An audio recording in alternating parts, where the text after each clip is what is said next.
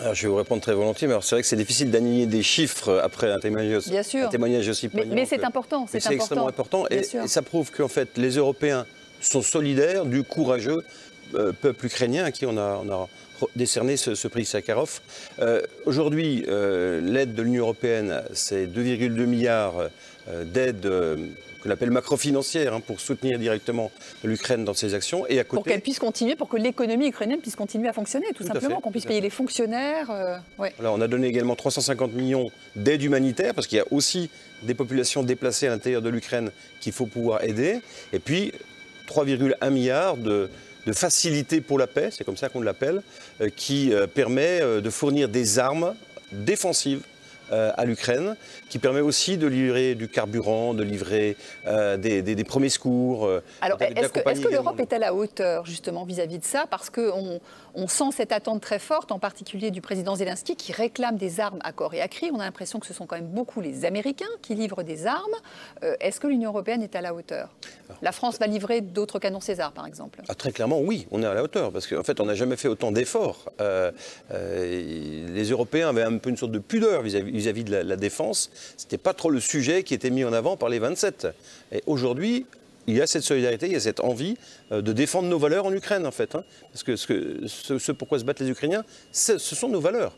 Et donc, avec 3,1 milliards déjà, encore aussi 500 millions d'euros qui vont être réattribués pour refaire des stocks d'armes dans l'Union européenne, parce qu'on a tellement donné...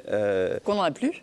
Qu'on n'en a plus, donc ou presque plus quand même, pas non plus exagéré, mais il va falloir effectivement refaire des stocks pour être prêt également à affronter l'avenir. Si vous me permettez, on n'a jamais fait autant au niveau de la défense, peut-être déjà bien le préciser. Et il y a tous les États membres qui, à côté, en plus de ces milliards que j'ai évoqués, amènent aussi des armes, amènent aussi des solutions de chaque pays, pour se défendre. C'est important de le rappeler, on n'a jamais fait ça. Donc il y a une prise de conscience européenne. Je crois que si on arrête de parler de l'Europe de la défense, et si on parlait un peu plus de la défense de l'Europe, je pense que ce serait plus facile de créer une solidarité entre États membres pour aller plus de l'avant. Alors, ce que vous appelez une formation, en fait, qui est une mission d'assistance, on joue un peu sur les mots, c'est 105 millions d'euros qui ont été mobilisés pour former 15 000 soldats ukrainiens qui vont être formés en Pologne, si j'ai bien compris, certains en Allemagne. Alors, en Pologne, en Allemagne, mais aussi en Belgique, en France, où, en fait, on va apprendre... le métier de soldat, quelque part, parce qu'il y aura des professionnels, il y aura aussi des conscrits. Mais est-ce que là, on ne vient pas aussi un petit peu tardivement? On est 8 mois après le début. Alors, il n'est jamais trop tard pour bien faire. Bien sûr, et puis, le problème aussi de ces guerres qui, malheureusement, durent sur plusieurs mois, c'est qu'il faut aussi, sans arrêt, remettre à niveau, reformer les personnels militaires, parce qu'il peut aussi y avoir une sorte de fatigue, y compris morale. Donc c'est extrêmement important de pouvoir ressourcer, reformer, pour qu'il y ait effectivement des combattants aguerris qui puissent se trouver sur le théâtre d'opération en Ukraine, puisque je vous rappelle que 100% de la guerre se déroule sur le territoire ukrainien. Je suis plutôt d'accord, en effet.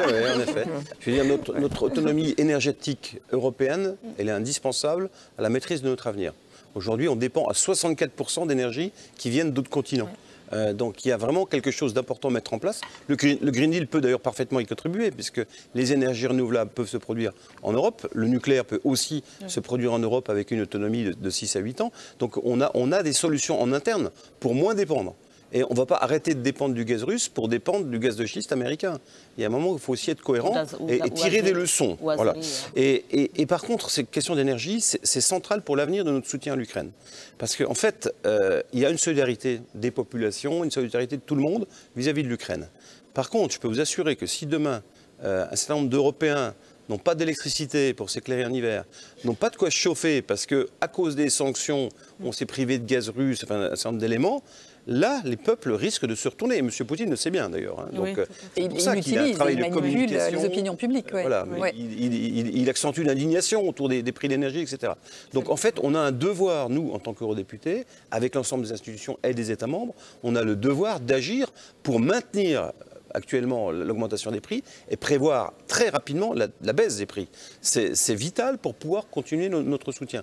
Donc il y a une mobilisation générale là-dessus, avec le capage des prix, avec peut-être demain, alors ça sera peut-être ça prendra un an ou deux, hein, pour restructurer le marché, séparer le prix de l'électricité du prix du gaz. Il y a un certain nombre de mesures qui peuvent être prises. Effectivement, les taxes sur les super-profits, pour les redistribuer aux ménages et aux entreprises, effectivement, qui en ont le plus besoin. Et peut-être aussi rappeler que l'Ukraine, en ce moment, est en passe d'être privée d'électricité